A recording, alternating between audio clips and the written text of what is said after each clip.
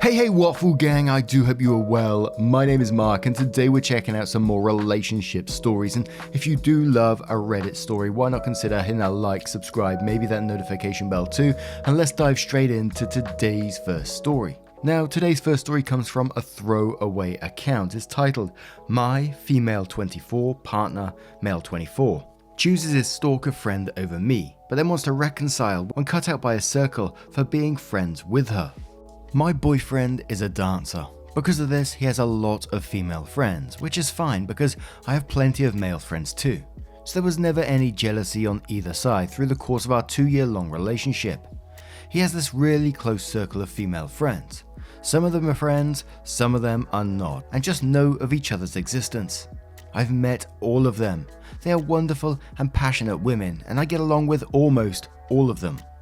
One of his friends never took a liking to me, but to be honest, I think she never really tried to get along with me. I was fine with this. Not everyone has to like me. The thing is, I am dating her friend, whether she likes it or not. She might not like me, it's fine, but trying to insert herself into our relationship is a no-no. What I want to say is, on top of openly voicing out her dislike for me, she's also quite stalkerish. She's blowing up my boyfriend's phone at weird hours, and if he doesn't pick up, she's throwing a fit on how I'm changing him and occupying all his free time. Last week, we've had our anniversary dinner, and guess who showed up? Yep, this friend of his. He told her we're planning to have a romantic date at this one restaurant, and she decided that she missed her friend, so she's just going to join us and pay for herself so we don't have to mind her. For some reason, my boyfriend isn't correcting her behavior. I know that he thinks she's acting out of line because we've had this conversation plenty of times, but for some reason, he just can't set and maintain good boundaries with her. After that dinner last week, I was so mad at my boyfriend for not doing anything and just allowing her to ruin our anniversary date that I told him to not contact me for a while so I can cool off. As I said before, I get along with the rest of his circle, but I've gotten especially close to one of his female friends over shared interests. Obviously, she has learned about our fight and messaged me to learn what has happened, so I explain everything that took place, not only during our anniversary dinner but throughout the course of our relationship. That's when I've learned that this friend of his was a problem even before I came into the picture. She would accuse the rest of the girls from my boyfriend's circle of trying to monopolize his attention. She would be possessive over him to the point she would crash any meeting he had with any of his other friends, stalk him through Snapchat. She explained that they never really interfered because it was not their place to do so, and they thought maybe there was something going on between my boyfriend and his friend. But now that I'm here, this friendship of his is just inappropriate and she can't accept that. Apparently, she told the other girls and they've decided that my boyfriend needs some tough love because he messaged me today accusing me of trying to mess up his friend circle, berated me for being jealous of his friend, and even went as far and told me that there is a reason he's choosing her over me. I told him if that's how it is, then we are over. That was yesterday. Today, he had a change of heart and suddenly he wants to repair our relationship. I asked him if his stalker friend is in the picture and he said yes, that she is. But I have to understand that she is going through a lot. Then he asked me if I could talk to his other female friends again because they kicked out this stalker from their group chat and she's crying to him that now she has no other girl to talk to. I don't know what to do. That's 2 years together and I love this man, but this is a drama that I'm not sure I should be a part of. I also have this weird feeling that the only reason he wants to reconcile is because this weird friend of his got kicked out of the group chat. My thoughts are all over the place. How should I proceed with this? And I got to say, I felt exactly the same as OP towards the end of this story, that I think he's only trying to come back into it because someone's had a word with him and said, no, you're absolutely in the wrong. And because they've kicked this friend out, now he's suddenly had a change of heart. And whilst it's, okay to make mistakes, and it's okay for people to see the error of their ways and then come back to people and ask for that forgiveness, it seems like it's happened over and over again, especially at that anniversary dinner. Anyone could see, that's absolutely wrong. And imagine being that stalker friend turning up at someone's anniversary dinner. How could you not feel so awkward unless you're there to do some damage? You're purposely there to do damage. That's the way it feels to me, but But we do have some updates to this, one from the boyfriend as well, which we're going to cover in just a moment, but now we're going to move on to the comments to see what happens there. A deleted user says he probably only wants to reconcile because he's lonely. Only yesterday he told you that he was choosing her over you. Let him be with her and find someone who actually respects you, because this dude ain't it. OP replies saying, yeah, part of me knows that this is probably the case. Yeah, I can't help but cling to the hope that he was just up in his feelings yesterday from being reprimanded by his friends. I'm really torn over this. Learn to Fly says he's not sad because he's missing you. He's sad because Stalker friend is sad. Nothing's going to change if you get back together because she's still in the picture and he will continue to prioritize her over you. You deserve more than that. PP Weed says you should try and become better friends with the girls who reached out to you. That's a really good show of character. It's also sad that your boyfriend's friend care more about you and your relationship than he does. Kick him to the curb, fully steal his friends. You and those girls deserve better. Avery says your ex-boyfriend has made it clear that he will always put Stalker Girl before everyone else. His other friends have confirmed this. He does not want to get back together with you because he loves you and he is willing to maintain boundaries with this woman. He only wants to reconcile in the hopes that his friendships with the other woman will be repaired and they will take him and Stalker Girl back into their circle. You deserve so much better. If you take him back, you will do so knowing that you will be the minority partner in a threesome. Do you really want that? I would keep him kicked to the curb and not waste any more time with him. Time to find someone who will put you first and have your back. Zeus Hera says, my jaw dropped when she showed up to your anniversary dinner and pretended it wasn't what it was. And I was disappointed in your boyfriend for not enforcing some boundaries. That girl is toxic and your boyfriend should know it by now. So now we're going to move on to the first update, which came from OP's boyfriend. It was posted on a mental health subreddit and it said advice needed, boundaries and BPD. I have a really close friend. She was diagnosed with BPD a few years ago. I'm her best and only friend and the favorite person, as she says. I cherish her greatly, but I recently came to the realization that her possessiveness over me is slowly driving everyone away. She's a constant presence in my life, friendships, relationship and family. Because of her illness, she can be quite intense and jealous. I tried to set some boundaries before, but I think I'm probably approaching it the wrong way, since it always ends with her going into a fit of rage, sadness and apathy. As her best friend, I feel responsible for her well-being, but the stress from tiptoeing around her is wearing me down mentally. Can someone here offer any guidance on how to navigate through boundaries and jealousy with someone diagnosed with BPD? And I'll just give you an overview of the comments on this one. And people were saying, it's the BPD person that really needs to work on themselves and needs to get therapy and various things like that. That managing her mental illness is her responsibility, and currently you're letting her sort of almost walk all over you, allowing her to destroy your relationships like this. And then OP's boyfriend posted another update post asking on relationship advice. They said, I lost my girlfriend and possibly all my friends because of another friend of mine, and I'm lost. And then says, I'm in need of advice. My girl has recently broke up with me. Our relationship was stable, but we had a disagreement. Fought, broke up, and after I reached out to her to apologize, she blocked me everywhere. On top of that, my friends took her side, so they refused to talk to me, and it was all over another friend of mine. Let's call her May. I even have to post from a throwaway because, knowing May, she's lurking through all my social media profiles, including Reddit. May and I are friends for years. She comes from a rather rough background, suffers from mental illness, and has quite intense personality. I'm her only close friend, her favorite person, so she's also kind of clingy. I have, or rather had, a lot of girlfriends, and May is jealous of all of them. Me and May never ever tried anything more than friendship. She's not what I look for in a partner, so I guess her possessiveness comes from her mental illness and the fact that I'm her best friend. My female friends have expressed their dislike towards May, but got accustomed to her constant presence over time. The problem started after I met my girlfriend, or rather ex-girlfriend that I will call Laura. Laura is a social butterfly and she got along with my girlfriends, and I feel like they actually started to like her more than they liked me. The only one who didn't like Laura was May. May got even more jealous. Through the course of my 2-year-long relationship with Laura, May has tried to break us up multiple times. I know that what she was doing was just wrong, but every time I tried to talk to her, she would bring up her illness, the fact that I'm her only true friend. She would cry, tell me that Laura is taking me from her, threaten to hurt herself, etc. After May crashed mine and Laura's anniversary dinner, Laura got fed up, told me to finally set some boundaries, and we went no contact for almost 2 weeks.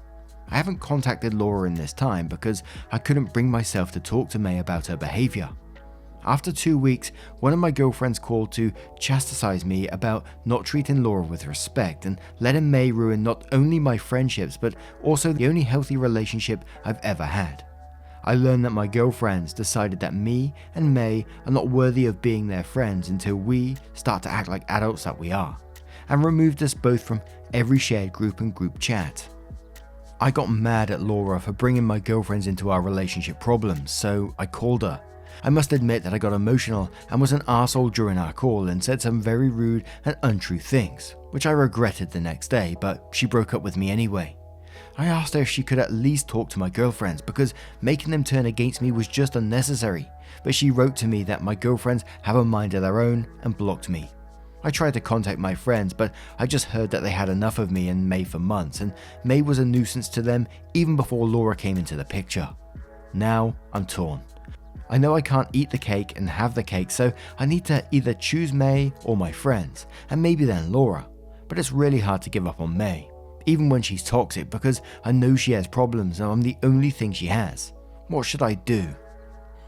And then there were some comments to OP. One said, sounds like the inevitable that you'll find someone new and May will do something again. May sounds like major drama, and I can see why Laura set boundaries and got out when she did.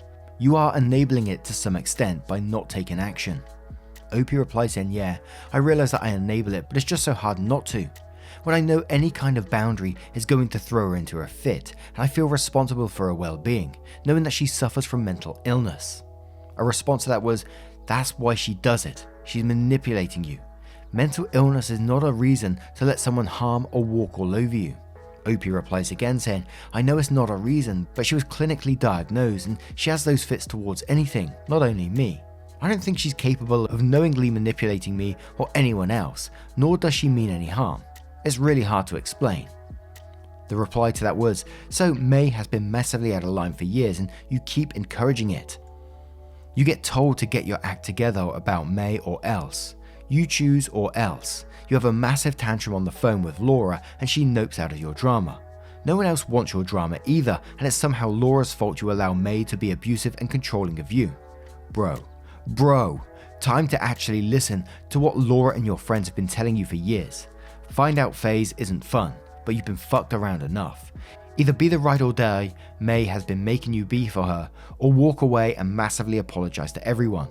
First place to start, why did you let May crash your anniversary? Reply to that from OP was, to answer your question, I didn't know she would crash it. I just told her I'm planning a dinner at a nice restaurant and she just showed up. I didn't tell her to leave because she has those fits of rage and sadness due to her mental illness, and I was afraid of making a scene in public. Then additional information was dug out. The original poster, Laura, comes in with an update with additional information as well from the group of friends. So the update says, we broke up for good. I asked him one last time if he really wants to keep Stalker in his life. Got a response that he feels responsible. So I wished him well and blocked him. I thought that I would grieve over the end of this relationship. Turns out I didn't even know how stressed out I was by this mess. Blocking my ex felt liberating. Once we broke up, I stopped getting Facebook friend requests / Instagram requests from weird, obviously fake accounts. I can post a story without worrying about Stalker suddenly appearing where I am, out of nowhere, in hopes of meeting my ex. They can have each other, not my circus, not my monkeys. I've got myself really good friends though. After breaking up with my ex, I wrote to his friend that reached out to me. I felt like I owed her an explanation, since I thought breaking up with my ex would mean the end of our friendship. She called me crazy for thinking that she would ever leave me alone, now she knows how cool I am. I just came back from grabbing a beer with my ex's ex circle of female friends. I was invited by the friend that reached out to me. The girls are great. I was told that I shouldn't blame myself for the fact that they decided to cut my ex and Stalker out of their lives, because they were thinking about it long before I even came into the picture. She was causing huge problems and none of them wanted to deal with it anymore. And the stories I've heard, crazy. Stalker is so possessive over my ex that she was even jealous of his own mother. After his mum split with her husband, my ex spent more time with her to make her feel better. Stalker then tried to convince him that his mother is in love with him. Lol. My ex complained to one of the girls that Stalker was regularly sending him articles about emotional incest until his mum got herself a new boyfriend. I'm glad I removed myself from this mess before it was too late. I want to thank everyone for their advice and tough love. I needed to see that I'm putting myself in a very dangerous position.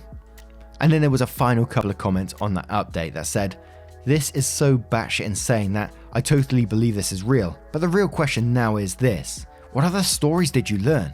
You can't say that they told you juicy stuff and not share, lol." OP replies saying, "I learned a lot more than I wanted, that's for sure, lol. Let's just say the story about my ex's mother is just the tip of an iceberg. From what I've learned, Stalker fits of jealousy was so severe that she would threaten to commit suicide over the fact that my ex danced with someone else at a wedding. She has also stolen his phone and blocked his girlfriend, the one he had before me, and even threatened to commit suicide if he unblocks her. Apparently she was getting better after getting professional help, but when we started dating, she spun out of control again." Someone else says, "This is so strange that he would choose her over everyone else in his life, even his girlfriend, when they are only friends. Do you think he's actually in love with her, OP?" OP replied saying, "I don't think he's in love with her. If he was, then he wouldn't have enabled her behavior, for her own good at least. I must say that another user might have been right. He likes the feeling of being someone's savior while also enjoying the attention he receives."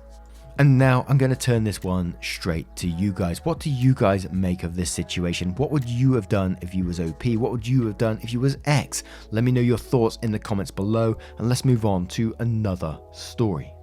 And our next story comes from the Am I the Arsehole subreddit from GoldSun777, who says, "Am I the arsehole for telling my husband that if he wants my mother-in-law in the delivery room, then he can't be in there either?"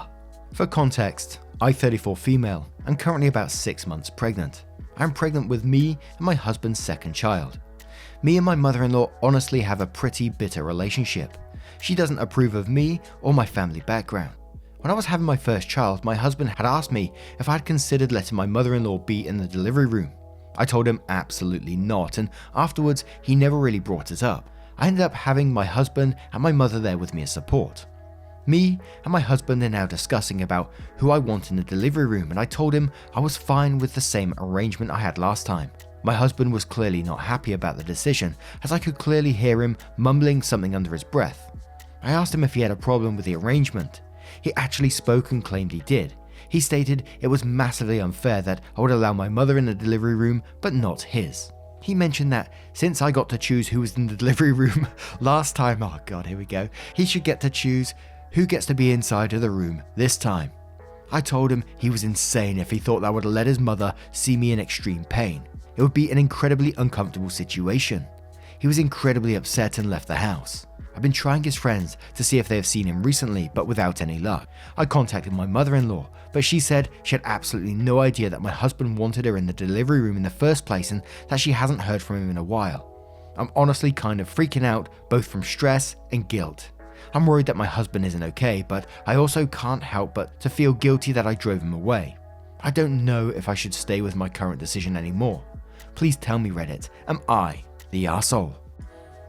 Absolutely, you should 100% stick by your decision in this one. It's absolutely insane that he thinks he gets to choose who watches you go through this. This is absolutely your choice, in my opinion. You know, if I was OP's husband and they said to me that they didn't want me in the delivery room, you know, I would respect that decision, because to me, this is just all about support and helping someone get through a pretty traumatic, but, you know, also beautiful time, and also a happy time, I will say that as well, in their life.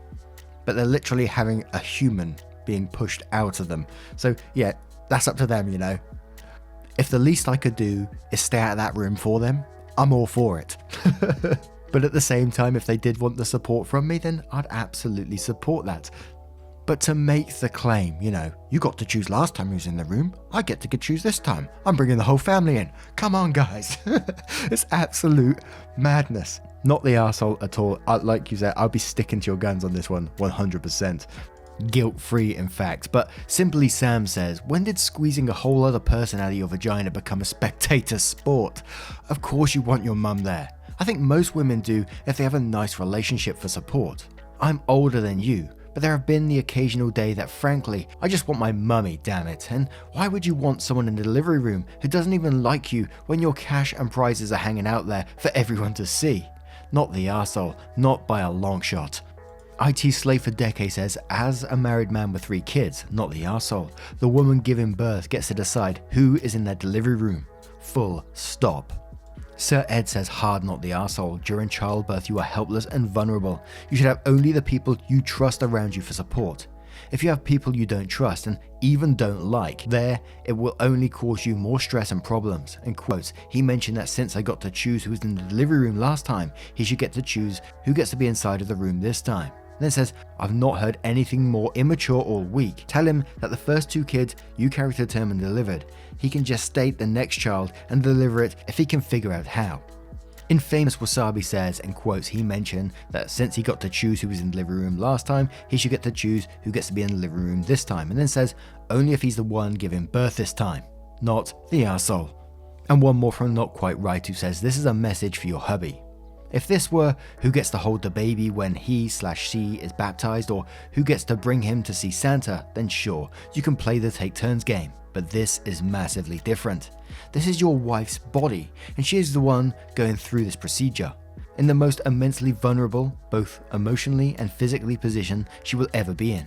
It is 100% up to her who she gets to share a room with during this time. If that doesn't work, then actually take off your pants, lie on the couch with your legs spread wide open, and pretend something is coming out of your penis. Tell me if you agree to have no say in who gets to see that. Now, I turn this one to you guys. What would you say to the hubby in this situation? Maybe you have a different opinion on the matter. Let us know your thoughts in the comments below. Now, as always, a huge thank you from the bottom of my heart for getting involved in today's stories. Your love, support, and time always means the absolute world to me. So thank you so much for getting involved, and hopefully I will see you in the next one. Take care, guys. Much love.